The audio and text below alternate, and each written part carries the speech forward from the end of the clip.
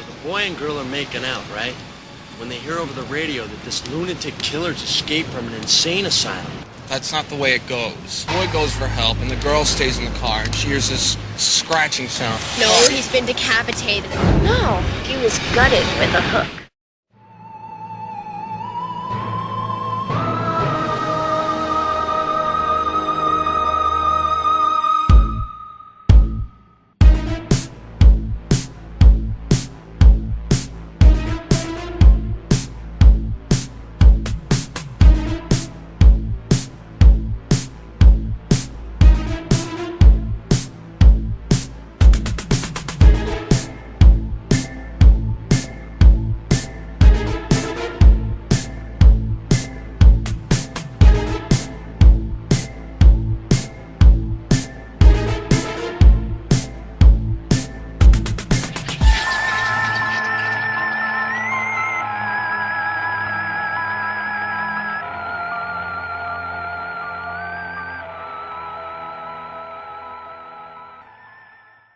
Hey, Mr. Mash. Hey, Mr. Bangers. A while ago, we did an episode about the Scream series of films. What's a series of 4 films? What's that called? Quadrilogy. Yeah, sure. It's sort of interesting that we don't talk about slasher movies more often on the show. We both really love that subgenre. One summer, I said to myself, I'm going to watch all the 80s slasher movies ever made. I didn't even watch a third of them, probably, but I watched a whole bunch, and it really gave me an appreciation for the non-franchise 80s slasher movies. Things like The Burning and Madman. The Prey is one of my favorites. When it comes to slashers, you're more invested in franchises. I don't think that's fair. I am a big fan of the tropes that are built upon in the slasher movie. And that's what's so great about the slasher genre, is it's always very formulaic. Some people criticize the slasher films for being so formulaic. That's the point. The fans of the genre really appreciate that formula, and there's something comforting about it, that you can pop on a slasher movie and you always sort of know what's going to happen. Even some of the worst slasher films, I've seen some bad ones, still have something to offer. Unhinged, I think, is the worst slasher film I've ever seen. There's always either cool character design... Bloody Murder. I take it back. Bloody Murder is the worst slasher film Anyhow, I've ever there's seen. usually either a good killer design, or at least one kill in the movie that makes you go, ooh. There's a movie from the 80s, an Australian film called The Slayer. Not really that good of a film, kind of forgettable, but it does have an incredible pitchfork impalement. For the first half of the 80s, the slasher film was the style of horror movie. Most horror films were like that. And even as you got further into the decade, and you saw more special effects-driven films, more supernatural-driven films, a lot of them still had elements of the slasher. The 90s, it died up. Everybody got sick of it. Even killed off Freddy and Jason. That was the true sign slasher subgenre was over when they, quote-unquote, killed Freddy and Jason off. That lasted, didn't it? Yeah. In 1996, Scream came out. And Scream was, I think, the definitive horror film of the late 90s. It was very postmodern and self-aware. It was all about subverting and playing with the rules of the slasher film. Scream was so hugely popular that it led to a revival of the subgenre, which is the topic of today's podcast. We're calling it new wave slashers, as in the new wave slasher films from around 96 to around 2001. By 2001, the slasher revival had played itself out, and it allowed me to put on my sociology hat. That's because September 11th happened. We no longer could be postmodern about murder. After that, this horror film started getting gorier and nastier, but that's just me. Who knows? Originally, Rob, who guest hosts the Sleepaway Camp episode, was originally going to come on again as the gravy, but we couldn't work the scheduling thing out, so sorry about that. If you're listening, Rob, this episode is dedicated to you, man! For the last year, 4 friends have kept a secret, but not all secrets stay buried. Somebody sent this to me. Someone knows. I know what you did last summer. Ooh. What they thought would be a new beginning is becoming a dead end. And the mistake they made It was an accident. There was no accident. It was murder. is coming back to haunt them. Oh my gosh. What do you think is the most popular of the Scream knockoffs? Probably be I Know What You Did Last Summer. Was even written by the same guy, Kevin Williamson. What did you do last summer, JD? You were recording this fucking show. Yeah, that's what I did last summer. The film I Know What You Did Last Summer is actually loosely adapted from a 70s young adult mystery novel by Lewis Duncan. Lewis Duncan didn't really appreciate her novel being turned into a slasher film because her daughter was actually murdered. What was the name of the book? The same title. Oh, okay. Probably the second most prominent example of the slasher film in the late 90s, to the point where when they did Scary Movie, the killer wore the ghost face mask, but he usually used a meat hook. Yeah. What is I Know What You Did Last Summer about? Do you know what they did last summer, JD? They went to a party, got drunk. Julie, Ray, Helen, and Barry. Those are the 4 kids. These That is 4 semantic. kids, they go to a party, they drink a little too much. They go out driving, hit a guy. kill him, or so they think. They're afraid that if they report it to the police, they'll all get in trouble. They dispose of the body. They toss it into the bay, because this film is set in a New England fishing town. The next summer, something happens. Oh yeah, the notes. They begin to receive threatening notes that say, I know what you did last summer. I know what you did last summer. and then people begin to die. A man in a leather slicker with a hook begins to pursue them. And the thing is sort of weird about I Know What You Did Last Summer. Scream, like I said, was this very postmodern riff on the slasher genre. Lightly making fun of it and acknowledging the cliches. I Know What You Did, the first one, plays it totally straight. There's very little humor. A lot of the cliches are presented as is in this first movie, which I don't like that much. I actually don't like most of the movies we'll be talking about tonight. They've all got things about them that are likable. My biggest problem with this first one is that most of the characters are annoying. Yeah, but the killer is a cool concept. The slicker with the meat hook. That is something I do like about the film. Fisherman has a cool look. This film has some notable names in it. Ryan Philippine is Barry, the jock, and I don't like him this at all. He's super obnoxious. Yeah. One of those characters you can't wait to die. Sarah Michelle Gellar, Buffy, Yep. is in this. She plays Helen, the beauty queen. Her character comes off as really shallow. She has an older sister who's a total bitch. Who's that actress?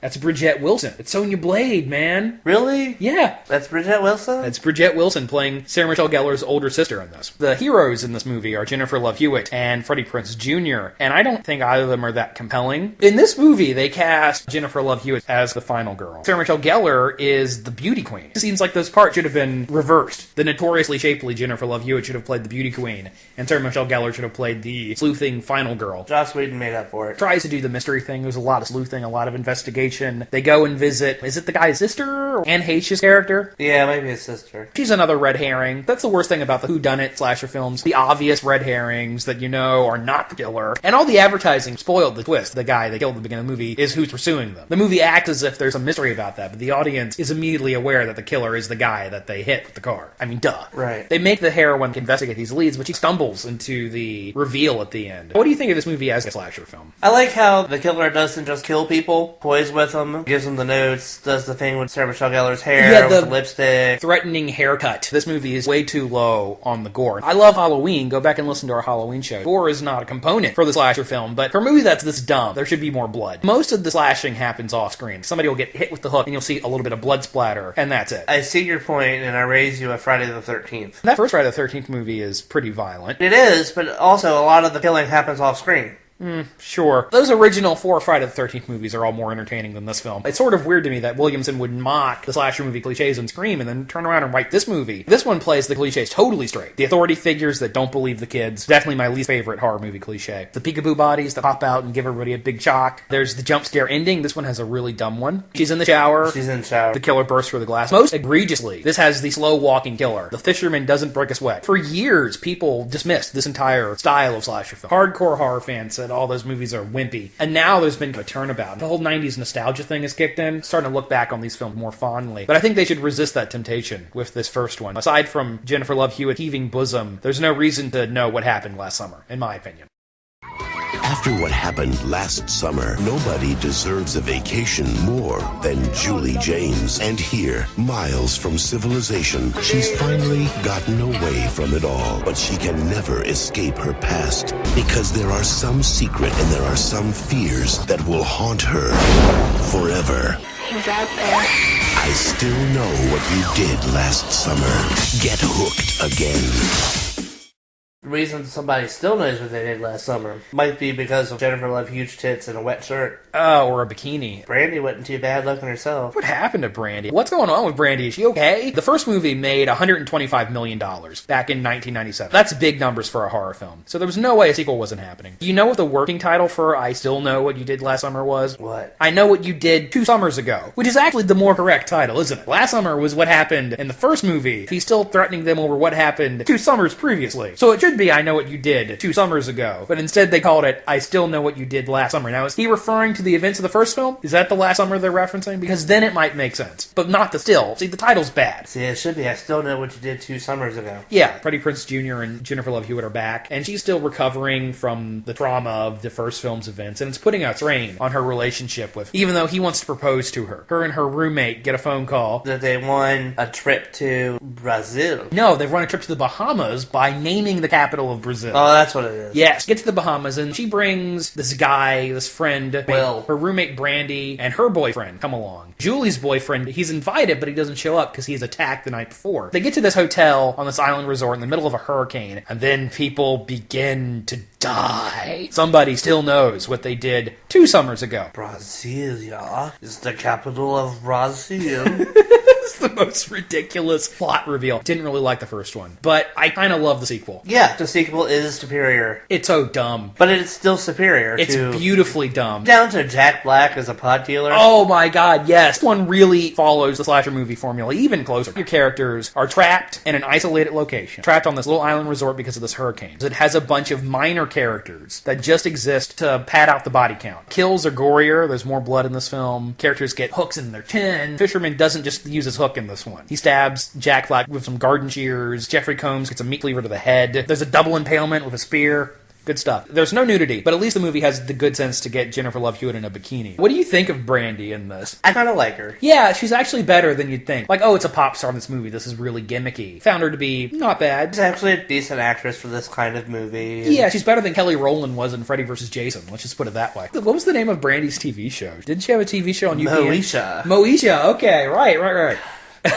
Speaking of 90s nostalgia, I'm trying to throw that one away. Her boyfriend, Mekhi Phifer, even when they're being chased with a killer, he still stops to eat something at one point, and he's still thinking about sex, which seems realistic. He's sitting there thinking the whole time, if I make it through this, am I still getting laid? So we wouldn't make it through because I'm fat and overweight and can't run. Yeah, we wouldn't make it through the slasher movies. We're the funny goofball prankster characters that die in the first reel. Right. At least I am. Let's talk about random supporting characters. You already mentioned Jack Black, who plays a white dude with dreads. He's the pot dealer. Totally ridiculous character. He goes uncredited, actually. Jack Black is not credited in this film. Oh, really? But he didn't get paid? I'm sure he got paid, but wonder if he decided not to put his name on this in hopes of maintaining some dignity, maybe. I already mentioned Jeffrey Combs as the asshole hotel manager who just spends the whole movie sneering at these goddamn kids. It's such a Jeffrey Combs part. He's really great in it. Jennifer Esposito plays the sarcastic bartender. Oh, yeah. Jennifer Esposito. Yeah. Bill Cobbs is the creepy old guy. He's like the Crazy Ralph character. Yeah, the voodoo priest. Voodoo subplot in this is totally superfluous. I think it was meant to throw people off. But... yeah, he's a total red herring. But I guess if you were a 6-year-old kid in 1997 and had no familiarity with the slasher genres, you would maybe be misled by that, but it's so blatantly a red herring. The most obviously creepy character is never the killer. Who is the killer in this? It's so obvious. That the fisherman really isn't dead and his son is actually Will. The fisherman's name is Ben Willis. What's Will's pseudonym in this? Will Benson? Yeah. Nobody caught on?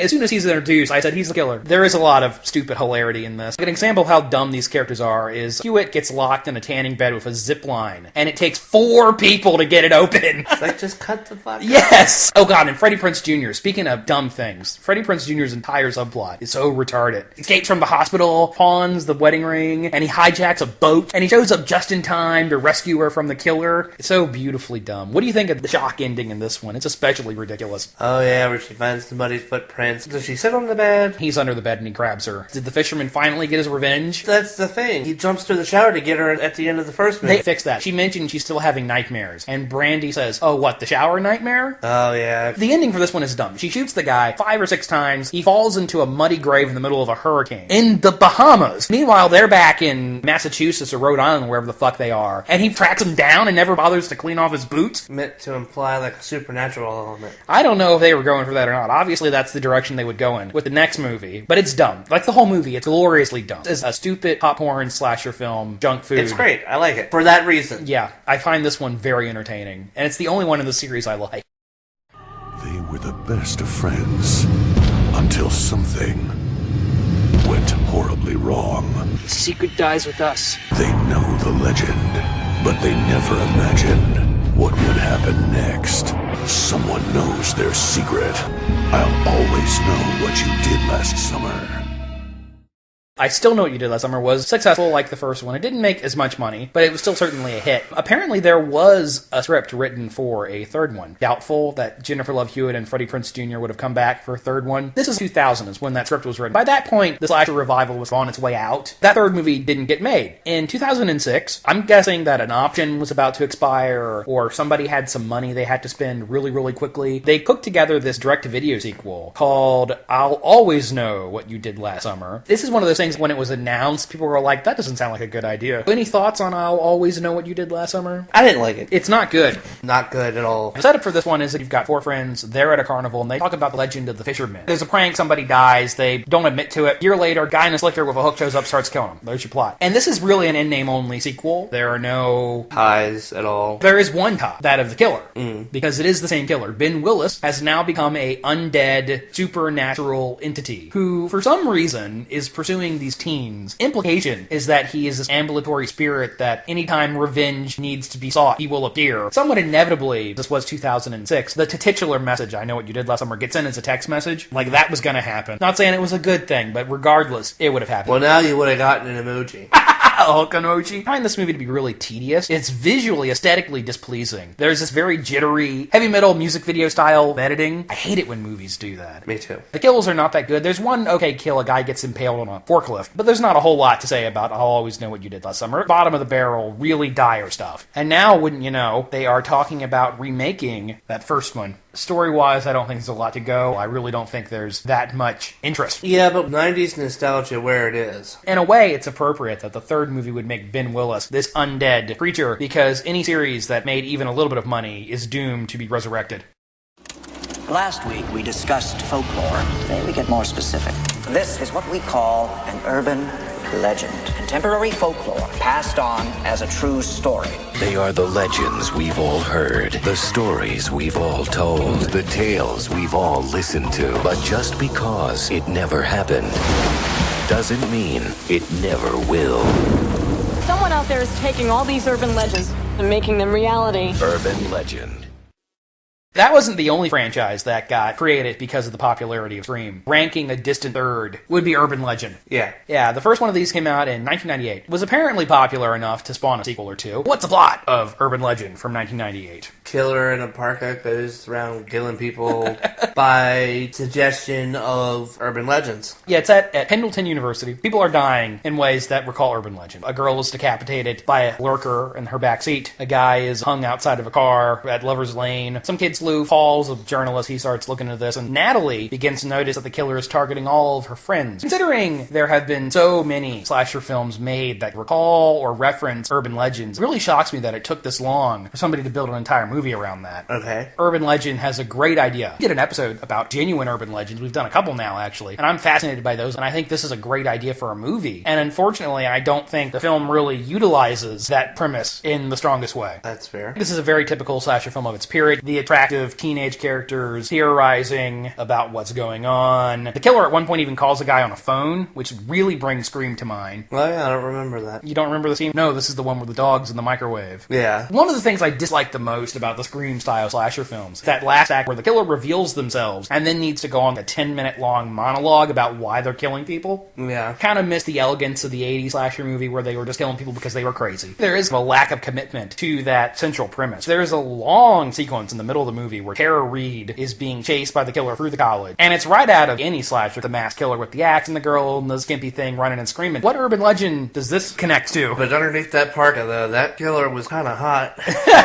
Let's talk about the fucking Abercrombie killer, as I've taken to calling it. I Know What You Did Last Summer stole the cool slicker and hook look. This movie couldn't do the hook hand killer. Instead, the killer wears a parka. On the list of bad slasher outfits, this is up there with the bear costume and Girls' Night Out. What do you think of the Abercrombie killer? Ineffective. What urban legends are referenced in this movie? Pop rocks and soda. They cheat on that one. They don't kill the guy with the pop rocks and soda. The killer shoves pop rocks in his mouth, but then adds some drain cleaner. Lack of commitment. The whole opening sequence. Yeah. Direct adaptation of the killer in the backseat. That's probably the best scene in the movie. Yeah. And who's the creepy gas station attendant? Don't remember. It's Brad Dourif. Oh, yeah. Brad Dourif is one of two 80s horror legends that have a small role in this film. Robert Englund. Yeah. Yes, he plays the mythology teacher. Who is the red herring in this? We all wished Freddy was the killer in this movie, but it's not. The ankle slasher sequence is in this. Yeah, and the guy hanging from the tree, scraping on the roof. What do you think of that scene? Whatever. I think it makes the main character kind of look like a jerk. And then the flashing headlights. That was in this movie? That's actually the base of the killer's motivation. Let's see, what else was referenced? Aren't you glad you didn't turn the lights on? one? Yeah. The girl comes home, her kind of slutty goth roommate. She thinks she's in coitus. Killer's actually murdering her. That's another 80s horror actor. Who plays her sexy goth roommate? Mimi Kincaid. Close. It's Daniel Harris. Oh, yeah. Yeah. I feel like when the movie is doing a straight adaptation of the urban legends, like in the first scene, it works pretty well. But when the writer is trying to put their own spin on the legend, it doesn't work as well for me. This movie has some notable names in the cast. Who plays the muckraking student journalist? It's our once and future Joker. It's Jared Leto. That's Jared Leto. That's Jared Leto. A very young Jared Leto. I always forget he's an actor.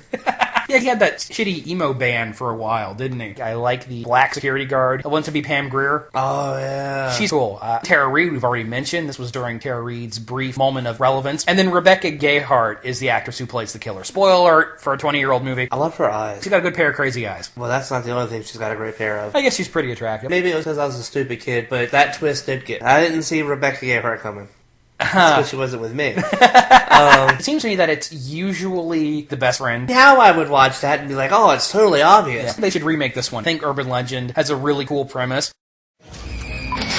Urban legends, we've all told them, we've all heard them, but these students are daring to film them. The movie is about a serial killer whose murders are all based on urban legends. Someone is turning legends to reality. It's just an urban legend. Urban legend, my ass. This is another one where you like the sequels better than the original. I like one of these movies, and it's not the next one, but I think you like the second one better. I think you like the second one better than this movie, though.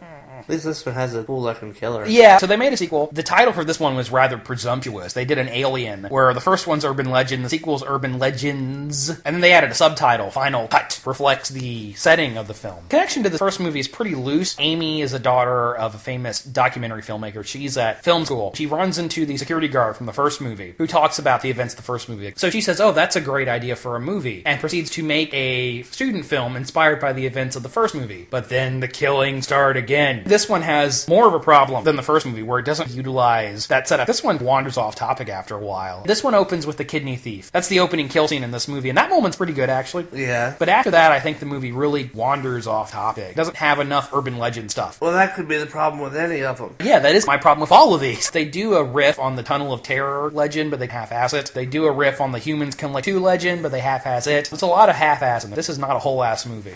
It is not a whole-ass movie. It really is more about the film school setting. This is all about the drama of trying to get a movie deal. That's the killer's motivation, trying to steal somebody's thesis film. Yeah, but again, character design is better in this. Is that the main reason you like this movie more than the first one, that it has a better-looking killer? Yeah. What's the killer's get-up in this one? He has on a long black trench coat. It's actually more like Ghostface-style robe. Or whatever. And then the black fencing mask. The fencing mask, that's one I'm surprised more slasher movies haven't done. Graduation Day from the 80s, the killer has a fencing mask in that. Yeah, the killer looks alright. The death scenes in this aren't as good as they could have been. There's a scene where somebody gets electrocuted, and there's some CGI lightning bolts in that death scene that look real bad. The only connection to the first movie is that security guard, and Rebecca Gayheart's character has a cameo at the very end. Yeah, but I like that cameo. For some reason, she's working in a mental home where the killer from this movie winds up. And it's the same mental home that she winds up in. Yeah, and she wheels him off, and the Alfred Hitchcock Presents theme music plays. There's a lot of Hitchcock references in this movie.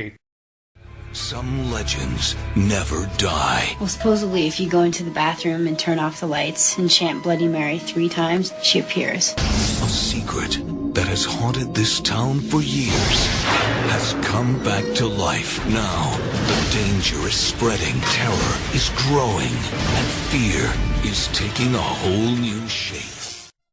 Weirdly, like I Know What You Did Last Summer, those first 2 movies were released in theaters, did okay, but nobody really felt the need to make another one until years later when somebody said, hey, let's take this title and attach it to an unrelated movie. Let's release that on DVD, cheap and easy, and make some quick cash. 2005, Urban Legends Bloody Mary was released. This is the one I like the most. I don't think any of these Urban Legend movies are great, but this is the one that comes the closest to being good. Back in the 60s, some jocks drugged their dates up. The one girl found out, tried to escape, guy accidentally kills her. 40 years later, some girl girls write an expose for the school newspaper about the football students. In retaliation, they kidnap the girls and hide them in the forest for a week. This act of wrongdoing apparently awakens the spirit of Bloody Mary, who proceeds to off all responsible. This one was maybe trying to cash in on The Ring. You do have the ghost girl with the long black hair. Yeah, I don't like this one. What's your main grievance with Urban Legends Bloody Mary? I don't like it. You were saying to me the other day that you dislike that it moves the series into a supernatural direction. I do hate that. Doesn't bother me that much. Bloody Mary is a really famous urban legend. Bloody Mary's always a ghost. I don't like the idea they made it supernatural. This one maybe utilizes the series' gimmick a little better. There's a little more stuff about urban legends in the film. And unfortunately, it's still not a perfect movie because there's some really bad CGI. The movie has a cool idea where it does the spider bite myth. Girl finds a pimple on her face, pops it,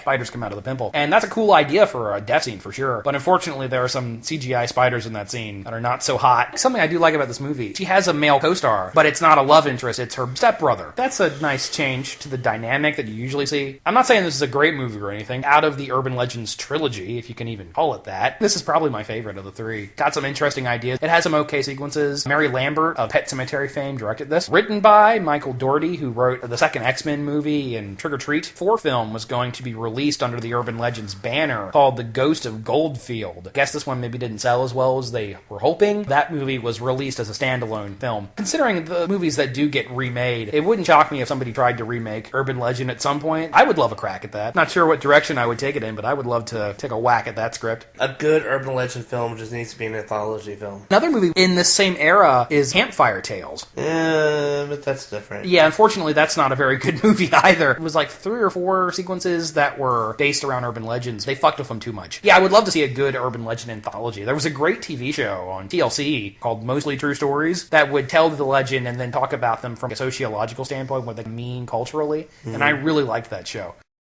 So what do you think? Why am I surrounded by all this craziness? It's Valentine's. People get lonely and they start acting strange. You're not acting strange. This year, on February 2nd, stay away from me! Love Hurts. As we were saying, by 2001, this trend was pretty much worn out. By 2001, the Scream series was over for the time being. Scary Movie would be out soon. When a cinematic trend is being parodied, that means it's run its course. The cycle of self-awareness had circled back around. With a few changes, 2001's Valentine would fit right in the 80s. Oh yeah. Can I just say that I love the whole gimmick that the killer has in this movie? The cherub mask and the Valentine card. Well, the bleeding thing, that's a nice touch too. The killer has a really awesome look in this movie. Really love the Cupid mask. Yes, the cards with the little poems. Yeah, with the threatening poems in them. Roses are red, violets are blue. Oh, I don't remember any of the poems. They'll need dental records to identify you. Yes, I believe that is one. Yeah.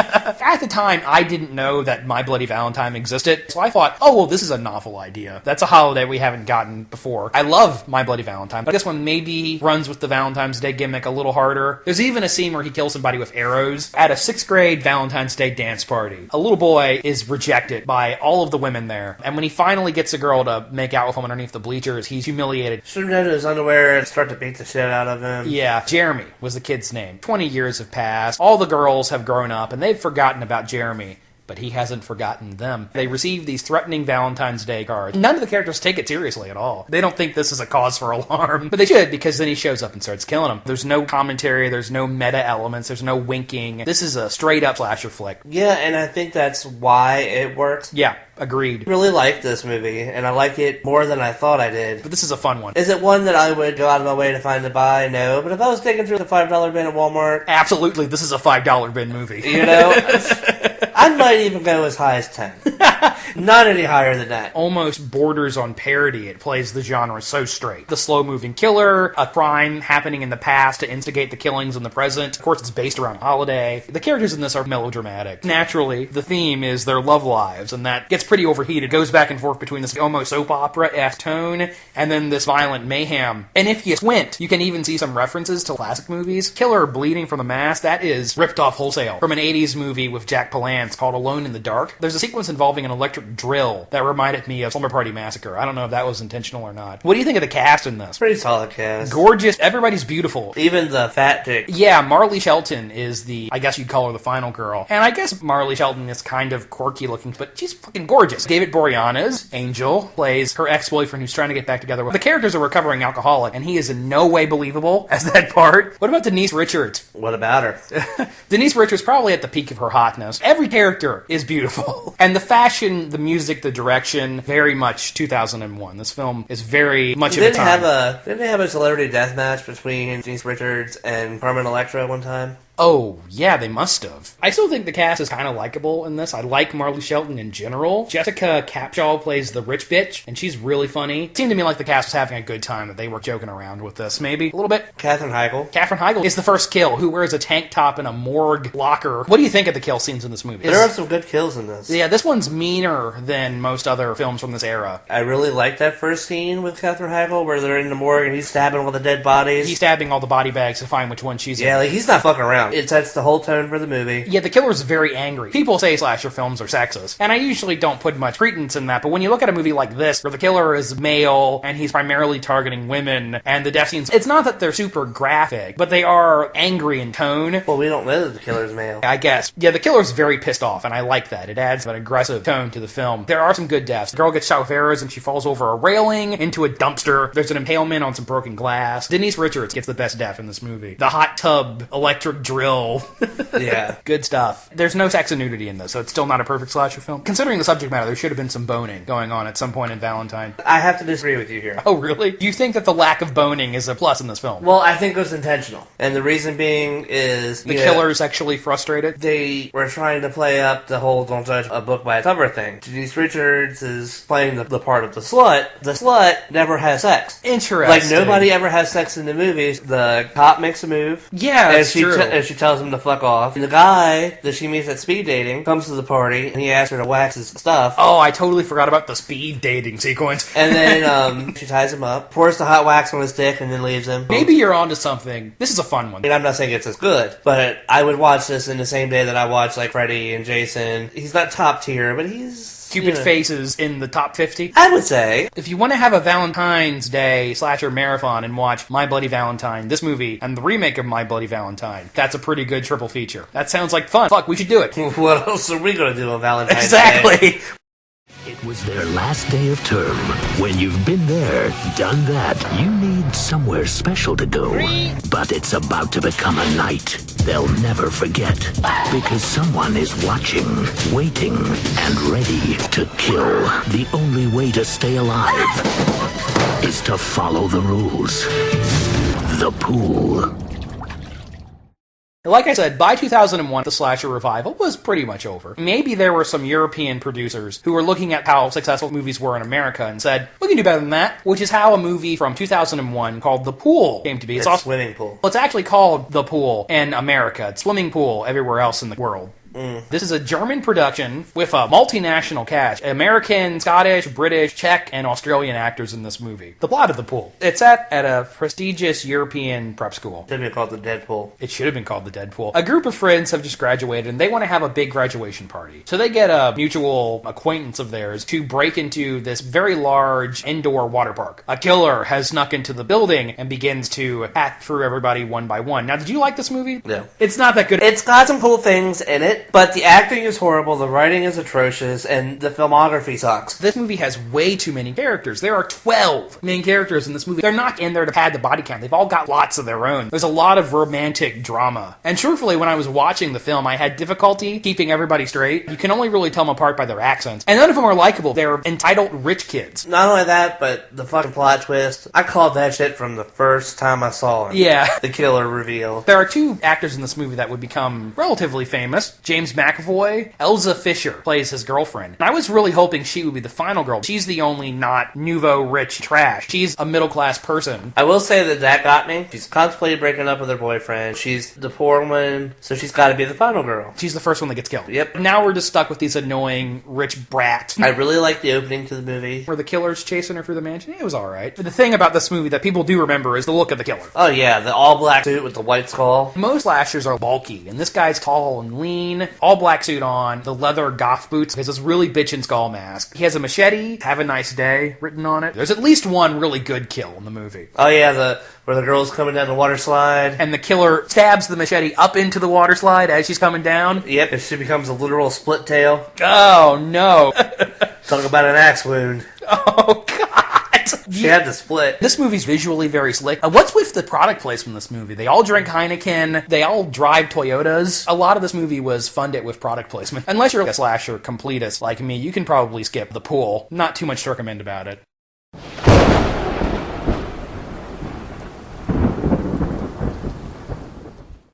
Every once in a while we'll do this. We've got a lightning round. Got a list of films here that fit this topic, and we're going to go through these quickly. I haven't seen all of these. JD hasn't seen all of these. Here's one. 1998, The Clown at Midnight. You've seen this one? No. It's got Christopher Plummer, Margot Kidder in it. Kids in an old theater house are being killed by a guy dressed as not a clown, but a harlequin. Not too bad. So I recommend The Clown at Midnight, and when we do Killer Clowns, we will talk about this movie in more detail. From 1998, Disturbing Behavior. I've seen this one. Is it a slasher? No. I included it because it is from that time period of horror. Yeah, teenage romp, get you into trouble type of horror movie. What's it about? It's kind of like Stepford Wives, but for children. That's Okay. the best way I can describe it. Disobedient teens are being replaced with perfectly acting copies or something? Or something. You know, one that isn't on the list is The Faculty. That's another one that kind of fits. What about Cry Wolf? Is Cry Wolf on there? Cry Wolf's a little too late. I didn't see Cry Wolf. I heard it had the April Fool's Day ending. There's no actual murders. Right. Okay, well, I don't want to see it then. That sounds lame. I'm going to make you watch this movie. Well, it doesn't matter, because Cry Wolf, that's post-millennial horror, and this is millennial horror we're talking about here. Fuck you. It can't. It's the same.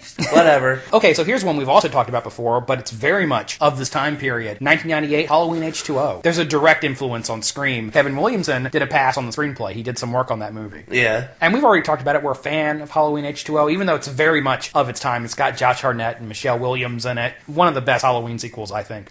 Yeah. It's a British film from 1999. It's very hard to get a hold of. I've never seen it. It's called Lighthouse, but people seem to like this one okay. Slasher film set in a lighthouse, always a good setting. Here's one from 99 I have seen called Kolobos. It's from this time period, but it's not actually imitating Scream. It's actually imitating 80s films, and it's very weird. There's no humor in Kolobos. A bunch of people sign up for they say it's an experimental film. They're going to be in a house with monitors in it, but the main character, the main girl, had some mental issues. The kills in this movie are brutal. The killer in Kolobos has mutilated himself. His face is all cut up. Guy gets in a shower, and it's an acid shower, and after he's been melted a little bit, the killer grabs his head and smashes his face in on the corner of a sink. Somebody is impaled eyeball first on a mounted deer antler. Saw blade that shoots out of the floor and guts somebody. Kills in Kolobos are very graphic, and it's a very weird movie. There's an element of surrealism to it, totally in contrast to the rest of the films we're talking about. I'm a fan of Kolobos. Okay, here's another one from 99 that isn't really a slasher film, but I think we need to discuss it. Teaching Mrs. Tingle. I have seen this one. This movie is more notorious for the circumstances of its release date. It's a movie about a pair of high school students who have this really bitchy teacher called Mrs. Tingle, played by Academy Award-winning actor Helen Mirren, and they decide they're going to kill her. It was scheduled to come out a week after the Columbine shootings in Colorado, so it kind of got buried. But Kevin Williamson actually directed this. This was his directorial debut. Katie Holmes is in it. Mm-hmm. I've seen it. I don't remember it being that good. It's been a while, though. It has its moments. Yeah. It's not a slasher. It was old as a slasher movie, but it is not. It's barely a horror film, really. Yeah, it's trying to be like a dark comedy, but it doesn't really pull it off. But because of that Kevin Williamson connection, I wanted to mention it. Okay. Here's one from 2000 called Cherry Falls. This is one I have seen. I do recommend Cherry Falls. And a killer is killing virgins. It stars Brittany Murphy as the daughter of the town sheriff. She just dumped her grabby boyfriend. The town sheriff, who's played by Michael Biehn, is in this difficult situation where he has to announce the killer's modus operandi to the student body. Does he die? Yeah, Michael Biehn doesn't make it out of this one. When the teens hear that a killer is killing virgins, they organize this group orgy. It's a little more thoughtful because it is talking about this double standard in our society where sexualizing kids younger and younger. We also say your virginity is precious, and that's fucked up double standard. Cherry Falls talks about that a little bit, so that's one I recommend. Also from 2000, an Australian movie called Cut. I don't know anything about it other than that Molly Ringwald and Kane Hodder are in it. I know that movie really cuts to the chase. Ugh. Here's one from 2000 that I got to see, though it's hard to find. This movie isn't streaming anywhere. It's on YouTube in Italian, I think. It's a movie called Lover's Lane. Obviously, from the title, the movie has an urban legends motif. Guy with a hook killing kids at Lover's Lane. It's pretty low budget, very silly, but I gotta say I liked Lover's Lane. It's got Anna Faris in it. She plays a ditzy cheerleader. There's not a lot to it going with your expectations low. The gore effects are really cheap. Want to turn your brain off slasher movie, I think Lover's Lane will get the job done. If you can find it, it's out of print on DVD. It's not on Netflix. It's not streaming anywhere. I actually had to rent a physical copy of this movie. Oh yeah, did you remember The Ripper? The Ripper? Oh, Ripper Letters from Hell? I've never actually seen it. I don't know anything about it. But I know it was a movie that was on DVD shelves around the same time. And I thought it was just called The Ripper. And it was about this girl who, she was Jack the Ripper in a past life. It was around that same time as these movies. Yeah, but it was actually pretty good. I like it. One from 2001 I haven't seen. Do You Want to Know a Secret? It stars Joey Lawrence, and it's supposed to be the worst film from this era of the slasher movie. And then here's one from 2001, Soul Survivors. I've seen pieces of it. Yeah, Elijah Dushku's in it, right? Yes, she is. Any good? I don't know. It's really, really slow. Is there anything else from this period of horror that you can think of that could be relevant? I'm sure I'll think of something. Yeah, after we finish recording. Yeah. I really feel like that's a trend that's coming back. The late 90s into the early 2000s, we were really looking back at the 80s horror movies. And right. So what you're saying is we're going to start becoming nostalgic for these movies? I really feel like we're going to get a wave of slasher movies that's looking back at these 90s slashers. Well, Scream did this, but we can do it this way. I personally don't know if there will ever be another slasher movie revival. There have been a lot of attempts to bring it back, and none of them really stick. But something I've learned as a horror fan is that you cannot predict what the genre will do next. But I would love to see a revival of the slasher genre. It's time for a new slasher movie revival. I agree with you on that count. We need to go back to the killer with a gimmick, and it needs to be ruthless. We've got a question for our listeners. If you're listening, listeners, what should we call our fan base? I, for one, favor the Bangers and Mash Army. I'm for Mashers. Mashers? Little Bangies was one that I threw out there. The Gravies? I, for one, like the Bangers and Mash Army. Mashers isn't bad. If you have any opinion on what we should be referring to you, fan base, listeners... Or if you have a suggestion yourself, you know. Absolutely. You may send it to us at bangersandmash88@yahoo.com. That's the word bangers, the letter N, the word mash, the number 88@yahoo.com. Or if you want to contact us through our Facebook, you may. That's www.facebook.com/thebangersandmasho. Hey, there we go. That's another episode. Hey, I got this card for you. Oh, great. Oh, it says I know what you did last podcast. Oh, fuck you, asshole.